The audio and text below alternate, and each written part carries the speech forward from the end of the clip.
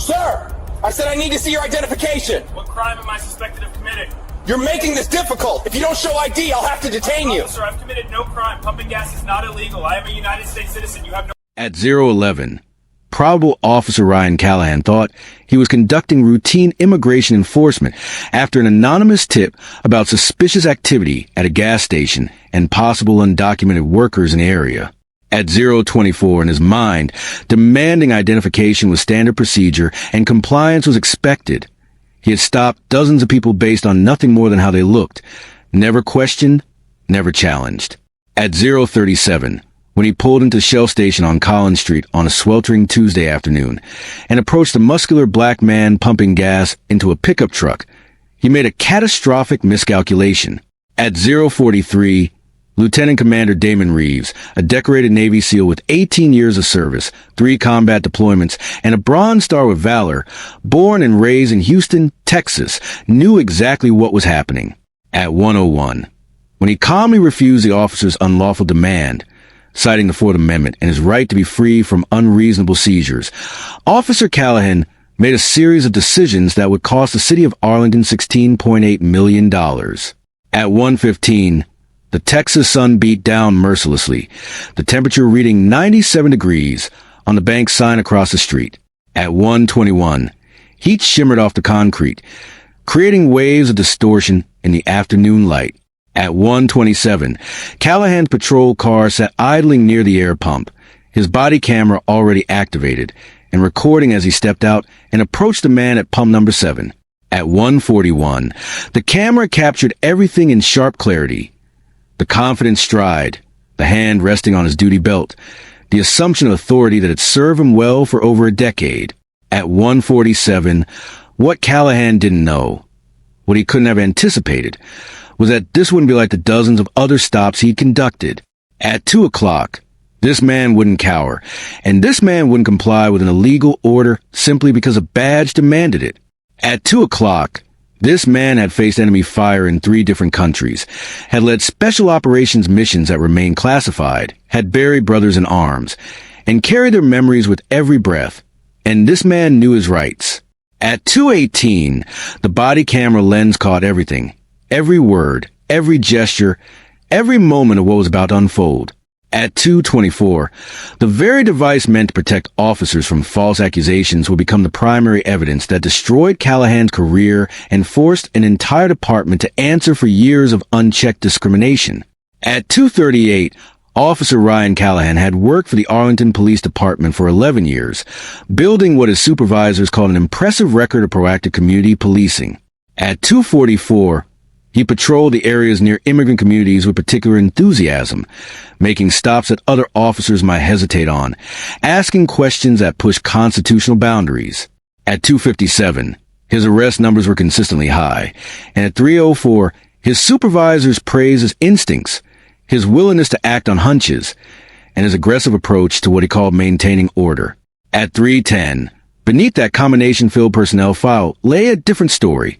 At 3:16, 9 formal complaints over 8 years, each one alleging racial profiling and discriminatory enforcement. At 3:23, 9 citizens, mostly black and Latino, had filed paperwork describing the same pattern. Stopped without cause, demanded to produce papers, treated as criminals for the offense of existing in public spaces while looking a certain way. At 3:38, every single complaint had been marked unsubstantiated by internal affairs. At 3:44, Callahan had learned that as long as he claimed to be responding to tips or acting on reasonable suspicion, his department would protect him. At 3:51, the complaints became background noise, minor inconveniences that never resulted in meaningful discipline. At 3:58, the Arlington Police Department had implemented mandatory body cameras 4 years earlier, bowing to pressure from civil rights organizations after a series of misconduct allegations made national news. At 4:12, the policy was clear. Officers were required to activate their cameras for all citizen interactions, all traffic stops, all enforcement actions. At 4:20, the cameras were supposed to provide accountability to ensure that officers follow constitutional guidelines to protect both the public and the department from false claims. At 4:27, in practice, Callahan saw the camera as just another piece of equipment. At 4:34, he had grown comfortable with it recording his stops, confident that his version of events would always prevail. At 4:40, after all, it had for 11 years. At 4:46, he had never faced real consequences for his methods. At 4:46, his supervisors reviewed footage only when complaints were filed.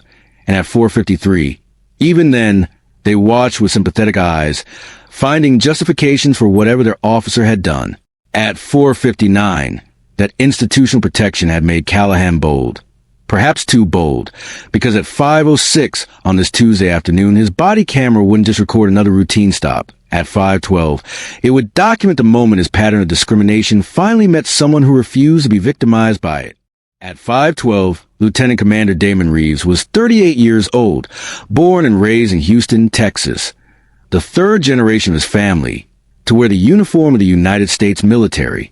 At 5:26, his grandfather had served in Korea, earning a Purple Heart at the Chosin Reservoir.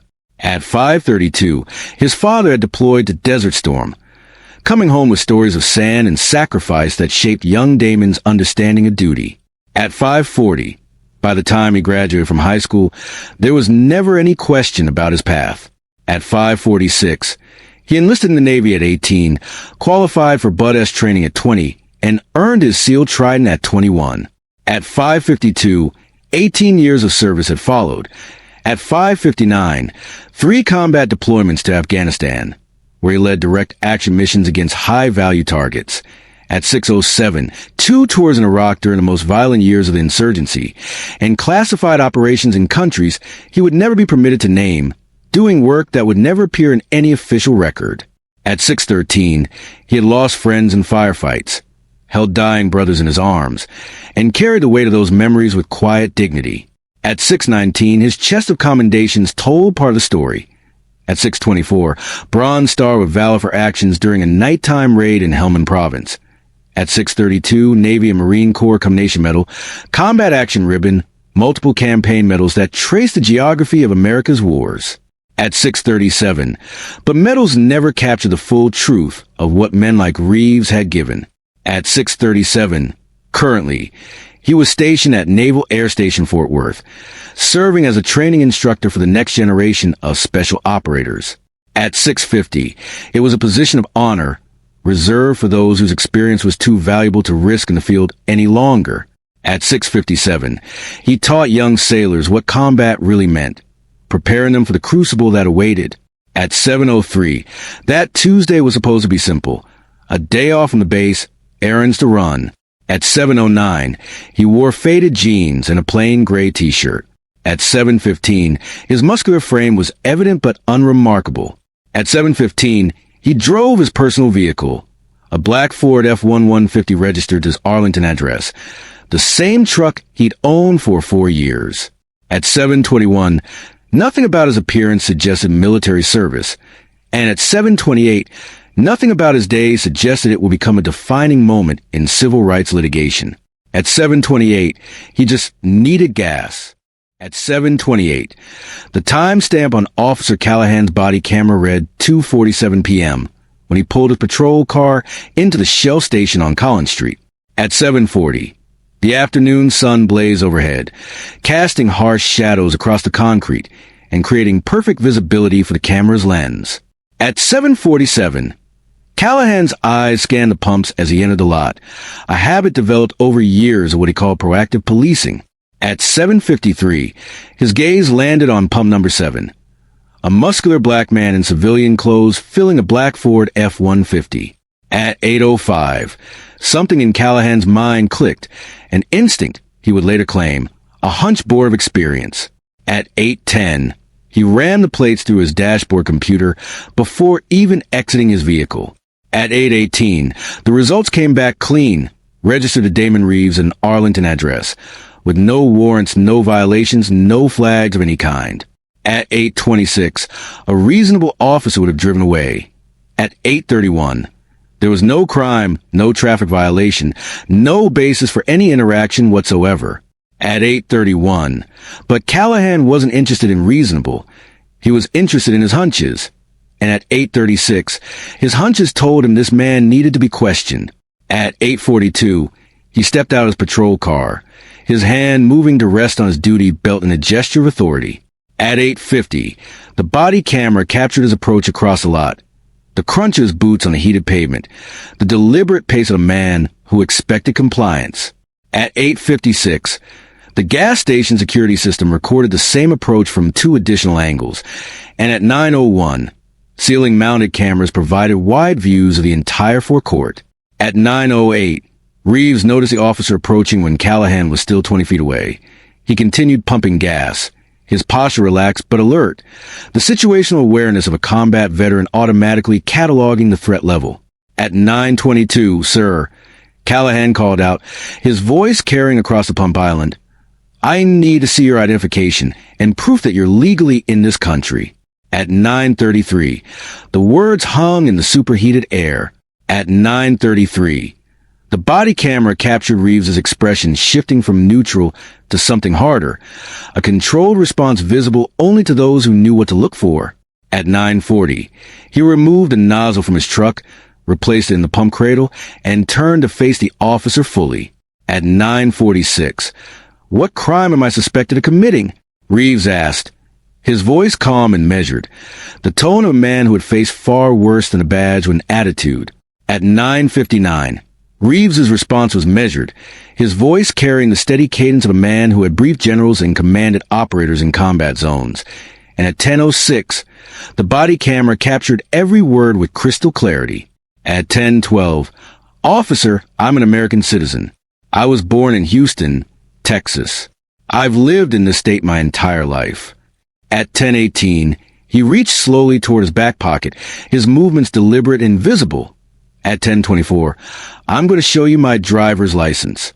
At 10:29, he produced a Texas driver's license, holding it up so Callahan could see the laminated card gleaming in the afternoon sun.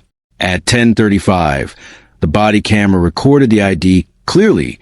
Damon Reeves, Houston address listed as place of birth, the photo matching the man standing before him perfectly. At 10:40, Callahan barely glanced at it. At 10:47, his camera captured his own dismissive gesture, his hand waving the license away as if it meant nothing. At 10:54, this could be fake. Anyone could get a fake ID these days. At 10:54, Reeves's jaw tightened almost imperceptibly, a flicker of controlled anger that only someone trained to read micro-expressions would notice. At 11:05, "I also have my military identification. I'm a lieutenant commander in the United States Navy." At 11:11, he reached for his wallet again, producing the Department of Defense Common Access card, the distinctive design unmistakable to anyone who had ever seen one. At 11:23, the eagle emblem, the holographic seal, his photo, name, rank, and service branch displayed prominently.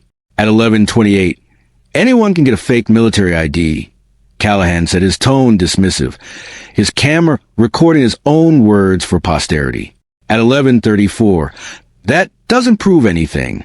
At 11:34, Reeves returned both cards to his wallet, his movement slow and controlled. At 11:42, "Officer, the Fourth Amendment protects me from unreasonable searches and seizures. You have no probable cause to detain me. You have no reasonable suspicion of any crime. I was pumping gas. That's not illegal. Being black in Texas isn't illegal either, despite what your approach might suggest." At 12:01, the body camera captured Callahan's face flushing, the color rising in his cheeks, visible even in the harsh afternoon light. At 12:07, he wasn't accustomed to this. The people he stopped usually complied, intimidated by the badge, afraid of consequences. At 12:19, this man showed no fear. At 12:19, his military bearing was evident in every controlled gesture, every measured word. At 12:24, around them, the gas station had grown quiet. At 12:31, other customers had stopped what they were doing, watching the confrontation unfold. At 12:31, the security cameras captured a woman near pump 3 pulling out her phone, beginning to record, and at 12:38, a man at pump 9 stood frozen, his hand still on the nozzle, staring openly.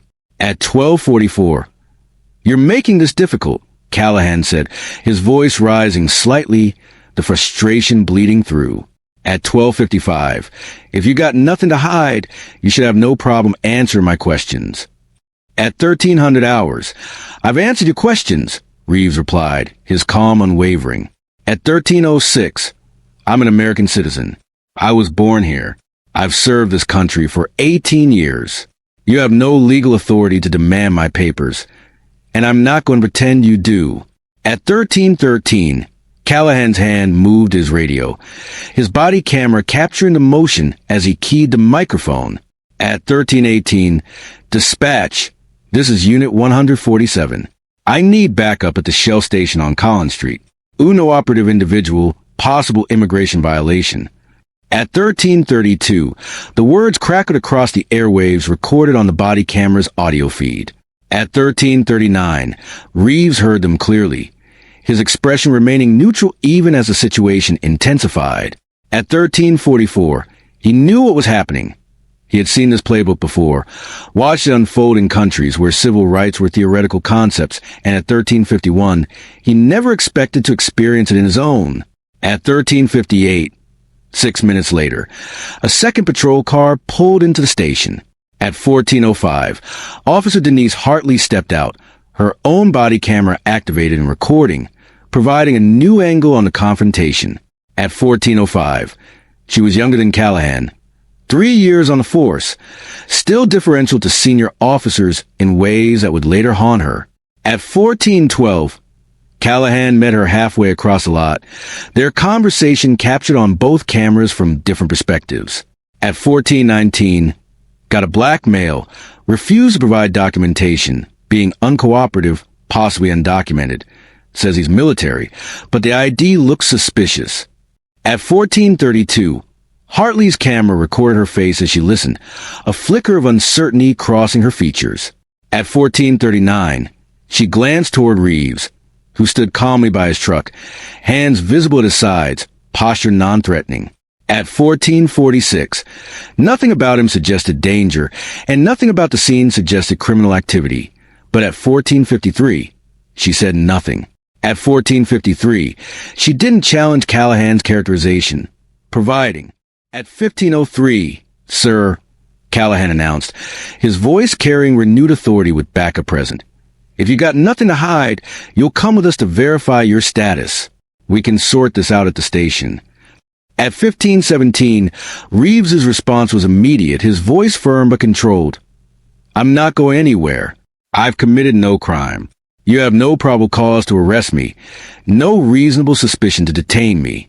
I'm a United States citizen and a lieutenant commander in the Navy SEALs. I've told you this multiple times. Your request is unconstitutional, and I'm refusing it. At 1543, Hartley's camera captured her shifting uncomfortably, her weight moving from one foot to the other. At 1549, she recognized a constitutional issue. She had sat through the training, but at 1556, Callahan was already moving forward, and she wasn't prepared to stop him. At 1556, Callahan's patience had reached its limit. At 1602, the body camera captured his hand moving toward the handcuffs on his belt, the metallic jingle audible on the audio feed. At 1607, that's it. You're under arrest for failure to identify an obstruction of a police investigation. At 1615, Reeves didn't move, didn't flinch, but his voice carried a new edge of steel. At 1620, officer, I know Texas law. Failure to identify only applies when someone has been lawfully arrested for another offense. You haven't arrested me for anything. You can't arrest me for failing to comply with an unlawful order. What you're doing right now is illegal. At 1632, Callahan stepped forward, reaching for Reeves's arm, and both body cameras captured the moment from different angles. At 1645, Hartley's footage showed Callahan's aggressive approach, the tension in his shoulders, the determination in his stride. At 1652, Callahan's own camera recorded his hands reaching toward Reeves, the view bouncing slightly with each step. At 1659, Reeves spoke clearly, his voice projected for the cameras, for the witnesses, for the record that would eventually be reviewed in federal court. My name is Lieutenant Commander Damon Reeves. Service number 427896153. United States Navy SEALs. I am an American citizen born in Houston, Texas. I am being illegally detained without probable cause or reasonable suspicion of any crime. I am not resisting arrest. At 17:27, he turned slowly, placing his hands behind his back in a gesture of compliance that contradicted every instinct his training had instilled. At 17:34, he had been taught to never surrender, to fight until the last breath. But at 17:40, he also understood that resistance here would give them exactly what they wanted. An excuse, a justification, a way to transform their illegal detention into something that looked legitimate. At 17:48, the handcuffs clicked around his wrists, the sound captured on both body cameras simultaneously. At 17:55, Callahan pulled them tight, tighter than necessary, the metal biting into skin that had rope burns and combat scars. At 18:01, Reeves said nothing, his face a mask of controlled composure. At 18:09, check his wallet, Callahan ordered, gesturing toward the truck, and Hartley moved comply. Her camera recorded her hands retrieving the wallet from where Reeves had placed it on his truck bed. At 18:16, she opened it, and her camera captured the contents in sharp detail. Texas driver's license, military ID card, credit cards, a photo of an older couple, Reeves's parents based on a resemblance. At 18:33, she pulled out the military ID, studying it closely, her camera recording every detail. The Department of Defense seal, the holographic security features, United States Navy printed clearly across the card, Lieutenant Commander, the same face looking back at her from both the photo and the man now in handcuffs. At 18:50, he's got a military ID, she said quietly, her voice nearly a whisper but still captured by Callahan's body camera microphone. At 18:58, it looks real, it says Navy. At 19:05, I told you anyone can fake those, Callahan replied, his dismissal captured on both audio feeds. At 19:10, we'll verify at the station, put him in the car. At 19:10, the gas station security cameras captured what the body cameras couldn't. The wide shot of the entire forecourt, customers frozen in disbelief, a mother pulling her children close, an elderly man shaking his head slowly, the woman at pump 3 still recording on her phone, her hand trembling visibly. At 19:32, as Hartley guided Reeves toward a patrol car, a voice cut through the afternoon heat. A white woman in her 50s standing near the convenience store entrance, her shopping bag forgotten at her feet. At 19:45, he said he's military, she shouted, her voice cracking with outrage. At 19:52, this is wrong. He served this country. At 19:52, the security cameras captured her face, her horror, her helplessness. At 19:58, the body cameras captured Reeves being placed in the back of Callahan's patrol car, his head guided down with unnecessary force, his decorated service meaning nothing to the man who held the power in this moment. At 2011, the booking area at Arlington Police Department hummed with fluorescent lighting and the quiet efficiency of bureaucratic processing. At 2017, Callahan marched Reeves through the doors at 3:34 p.m. Both their images captured on the facility security system, and the body cameras remain active, department policy requiring continuous recording until suspects were fully processed. At 2031, Officer Jerome Whitfield sat behind the intake desk, a 20-year veteran who had seen every type of arrest come through these doors. At 2038, he looked up as Callahan approached, his expression neutral until he heard the charges. At 2045, failure to identify an obstruction, Callahan announced, pushing Reeves forward slightly, possibly undocumented, refused to cooperate with immigration verification. At 2059, Whitfield's eyes moved from Callahan to Reeves, taking in the military bearing, the controlled posture, the calm dignity despite the handcuffs. At 2106, you got ID on him? At 2111, Hartley stepped forward, placing Reeves's wallet on the counter. At 2111, Whitfield opened it, and his eyebrows rose sharply as he examined the contents. The Texas driver's license, the military ID card with its unmistakable Department of Defense insignia. At 2117, he held the CAC card up to the light, examining the holographic features that were impossible to counterfeit. At 2124, this says he's a lieutenant commander, Whitfield said slowly, his voice carrying a new weight. At 21:30. Unstate's Navy could be fake, Callahan repeated, but his voice had lost some of the conviction. At 21:38, Whitfield ignored him, turning to his computer. At 21:44, his fingers moved across the keyboard, accessing databases that would tell him everything he needed to know. At 21:51, the body cameras captured his face as the results populated his screen. At 21:56, his expression shifted from skepticism to concern to something approaching alarm.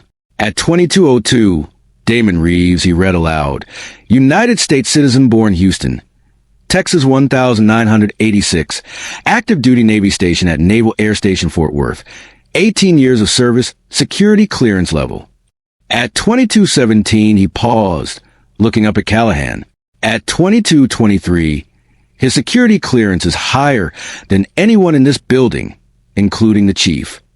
At 22:23, the silence that followed was deafening, captured on multiple recording devices throughout the intake area. At 22:30, Whitfield reached for his phone. I'm calling the base. At 22:37, the conversation that followed was brief and devastating. At 22:43, the Naval Air Station confirmed everything. Lieutenant Commander Damon Reeves, SEAL Team instructor, Bronze Star recipient, currently on authorized leave. At 22:55, the voice on the other end of the line grew increasingly cold as Whitfield explained the situation. At 23:01, word traveled up the chain with terrifying speed. At 23:01, Sergeant Patricia Okonkwo appeared within minutes, demanding to see the body camera footage. At 23:08, they gathered in a small office, Callahan's recording playing on a monitor while Hartley's footage waited in queue. At 23:15, the sergeant's face went pale within the first 2 minutes, and by 23:21, by the time Reeves's clear statement of his name, rank, and service number played to the speakers, her jaw was clenched so tight the muscles stood out on her neck. At 23:28, she watched Callahan dismiss the military ID. At 23:34, she watched Reeves being handcuffed without resistance. At 23:34, she watched a decorated Navy SEAL being treated like a criminal for the offense of pumping gas while black. At 23:40, get him out of holding, she said, her voice barely above a whisper. At 23:45, now. At 23:45, Reeves was released 4 hours after his arrest, the charges evaporating like morning dew under the Texas sun. At 23:55, there was no paperwork, no formal booking completed, just a quiet escort to the front desk where belongings were returned in a plastic bag. At 2400 hours 01, but the damage was already done. At 2400 hours 01, his commanding officer at the base had been notified within an hour of his arrest. At 2400 hours 07, the Judge Advocate General's office was aware before he even walked out the door. At 2400 hours 14, the machinery of military legal response had already begun to turn, and it would not stop until someone answered for what had happened to one of their own. At 2400 hours 20, Reeves collected his wallet, his keys, his phone. At 2400 hours 27, he said nothing to the officers who avoided his eyes. At 2400 hours 27, he simply walked out into the evening air, a free man who had been reminded on American soil that his citizenship and his service meant nothing to those who saw only the color of his skin. At 2400 hours 40, 3 days after his release, Reeves walked into the downtown Dallas offices of Du Bois & Associates, a firm renowned for taking on cases that other attorneys deemed too difficult or too dangerous.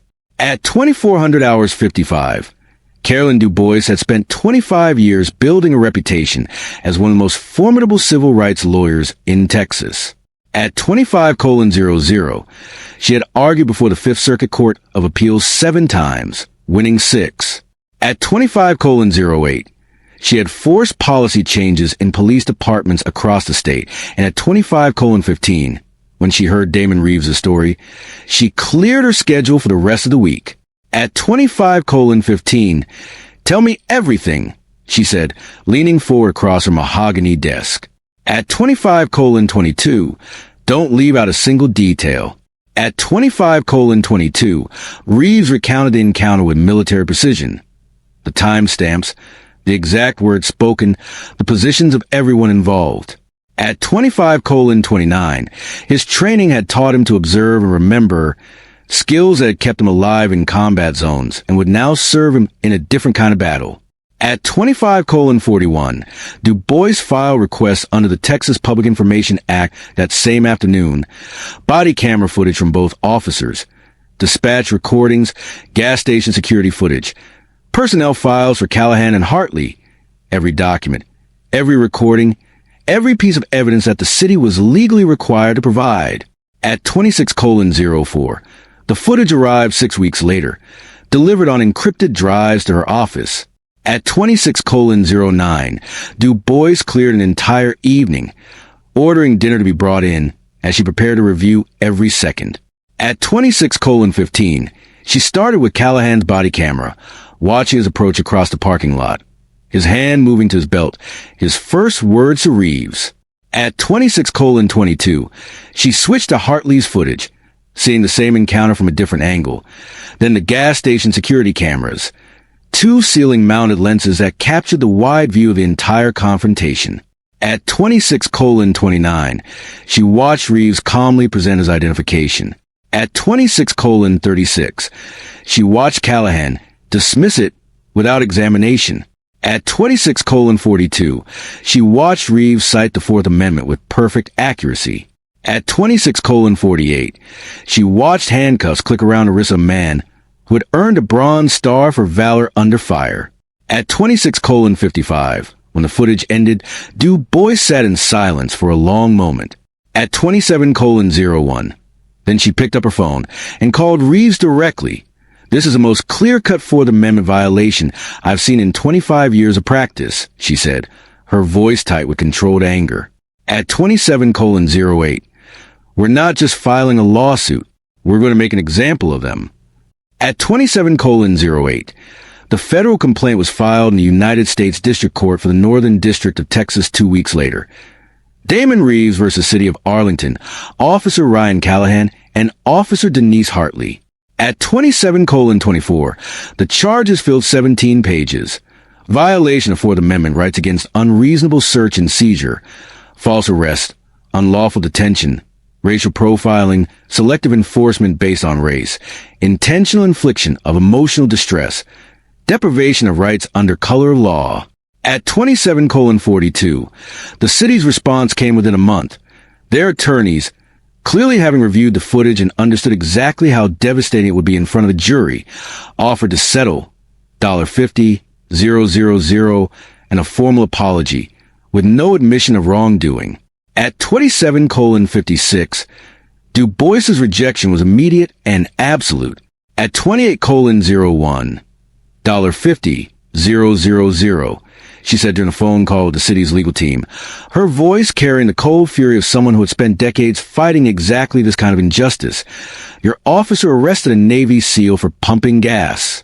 He dismissed valid military identification. He ignored 18 years of service to this country. 50,000 is an insult, and we both know it. We'll see you in court." At 28:26, the case went to trial 19 months after that Tuesday afternoon at the Shell station. At 28:38, the federal courthouse in downtown Dallas had seen its share of high-profile cases, but nothing quite like this. At 28:44, lines formed outside the building before dawn, spectators hoping to secure one of the limited public seats in the gallery.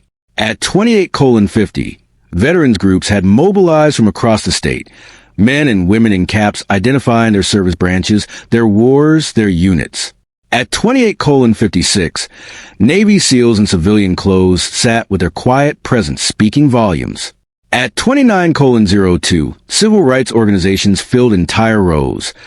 Representatives from the NAACP, the ACLU, and a dozen local advocacy groups.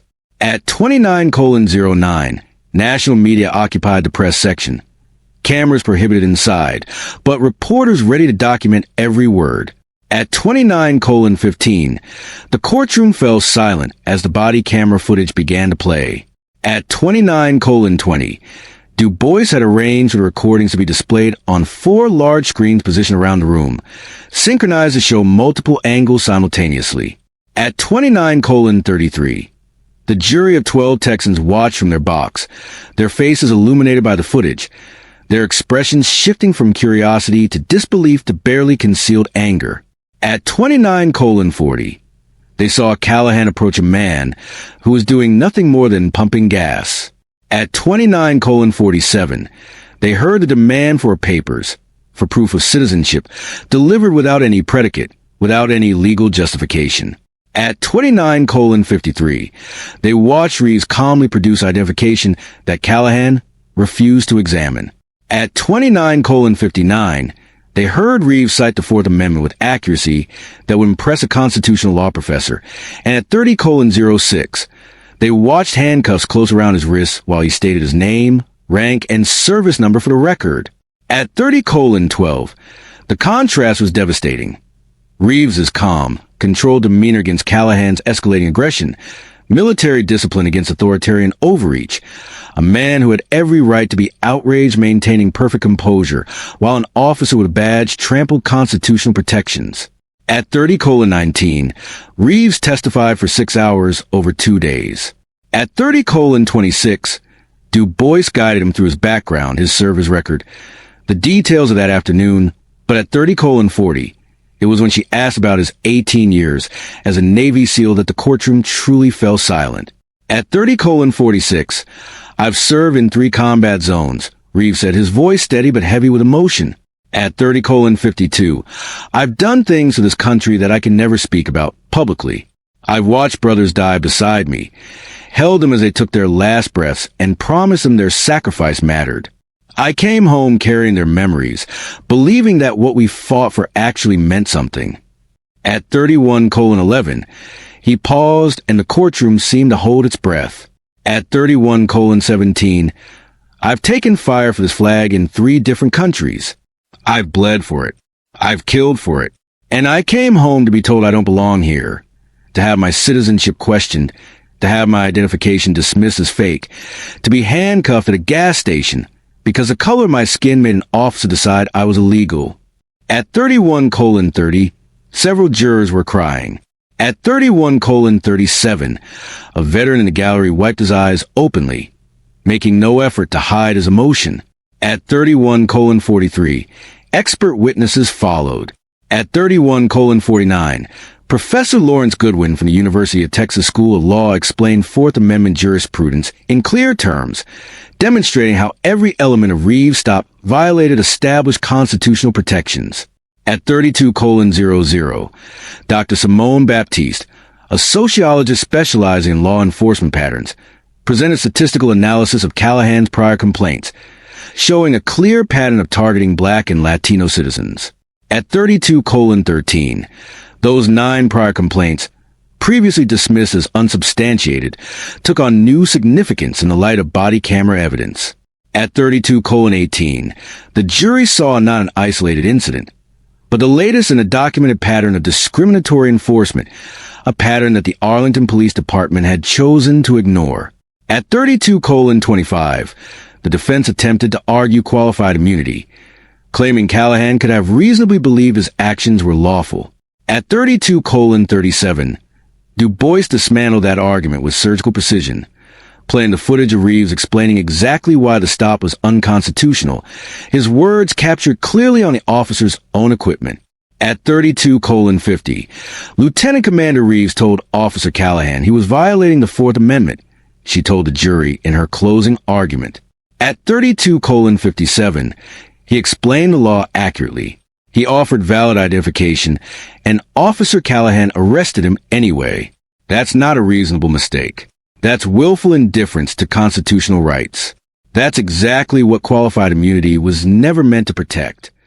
At 33:11, the jury deliberated for 2 days, 47 hours of discussion behind closed doors, 12 citizens weighing the evidence they had seen, the testimony they had heard, the footage that had shown them exactly what happened on that Tuesday afternoon. At 33:26, the waiting was agony. At 33:26, Reeves spent it surrounded by family, in a hotel suite near the courthouse, unable to eat, barely able to sleep, his combat-trained mind running scenarios he couldn't control. At 33:41, when the call came that a verdict had been reached, the courtroom filled within minutes. Every seat occupied, spectators lining the walls, the air thick with tension and anticipation. At 33:52, Reeves sat at the plaintiff's table, his posture rigid, his hands folded in front of him. At 33:59, Du Bois placed a steadying hand on his arm as the jury filed back into the box. At 34:04, the foreperson, a middle-aged woman who had served as an army nurse during the Gulf War, stood to read the verdict. At 34:17, her voice was clear and unwavering. On the count of Fourth Amendment violation, we find the defendants liable. At 34:24, the words seemed to echo in the silent courtroom. At 34:24, on the count of false arrest, we find the defendants liable. On the count of unlawful detention, we find the defendants liable. On the count of racial profiling, we find the defendants liable. On the count of intentional infliction of emotional distress, we find the defendants liable. At 34:37, liable on all counts, every charge sustained, every violation acknowledged. At 34:45, the damages phase lasted another week. At 34:51, the jury heard testimony about what that arrest had cost Damon Reeves. At 34:58, beyond the 4 hours in detention, a psychologist described the symptoms of post-traumatic stress that had emerged, the hypervigilance that now accompanied every interaction with law enforcement, the nightmares that transported him back to that gas station, handcuffs clicking around his wrists while he stood helpless. At 35:11, colleagues from a naval air station testified about the impact on his career, the security review triggered by his arrest, the questions about his judgment, the whispered conversations that followed him to the halls of the base where he had once commanded universal respect. At 35:23, a fellow SEAL, his voice breaking, described watching a man who had never shown fear in combat flinch at the sight of a police car. At 35:30, Reeves himself testified again, his composure finally cracking as he described what it felt like to serve a country for 18 years and then be told he didn't belong. At 35:44, I've been shot at, he said, his voice thick with emotion. At 35:50, I've been in firefights where I thought I wouldn't make it home. None of that scared me as much as standing in that gas station, knowing that my citizenship, my service, my very existence as an American meant nothing to the man with the badge. At 36:02, the jury deliberated on damages for 6 hours. At 36:08, when they returned, the foreperson stood once more. We award the plaintiff compensatory damages in the amount of $9,200,000. At 36:14, she paused, letting the number settle over the courtroom, and we award punitive damages in the amount of $7,600,000. At 36:25, the total hung in the air, $16.8 million, the largest civil rights verdict in Arlington history, the largest against any police department in the Northern District of Texas. At 36:38, the courtroom erupted, cheers and applause breaking through the usual decorum of federal court. At 36:45, the judge made no effort to silence them, allowing the moment its due. At 36:50, Du Bois turned to Reeves, her professional composure finally breaking into a smile of pure vindication. At 36:57, Reeves stood slowly, turning toward the gallery where his family sat. At 37:04, his mother was sobbing openly, her hands pressed to her face, and his sister held her tight, tears streaming down her own cheeks. At 37:12, but it was his father who drew Reeves' gaze. James Reeves, 71 years old, a Vietnam veteran who had faced his own battles with country that didn't always honor the service of black men. At 37:17, he sat in the front row, his weathered face wet with tears, his shoulders shaking with emotion he had held back for 19 months. At 37:29, he had watched his son be arrested for existing. He had waited through every day of the trial, every piece of testimony, every moment of deliberation. Now he watched his son vindicated. At 37:41, Damon crossed the gallery railing, reaching over to embrace his father. At 37 to 48, the two men held each other, combat veterans from different generations, connected by service and sacrifice, and the tears that neither tried to hide. At 37:55, around them, the courtroom continued to celebrate.